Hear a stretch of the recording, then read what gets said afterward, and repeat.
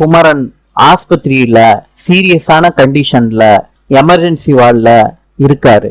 அவருக்கு எல்லா டாக்டரும் சீரியஸா ட்ரீட்மெண்ட் பண்ணிக்கிட்டு இருக்காங்க.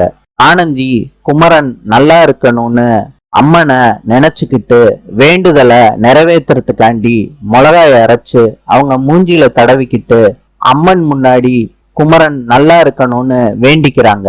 ஐயர் கேக்குறாரு, என்னம்மா உன் வீட்டுக்காரருக்கு உடம்பு சரியில்லையாம்மா? ஆனந்தி சொல்றாங்க, என் வீட்டுக்காரரு இல்லையா, என் ஃப்ரெண்டுக்கு ரொம்ப உடம்பு சரியில்லை, அதனாலதான்யா.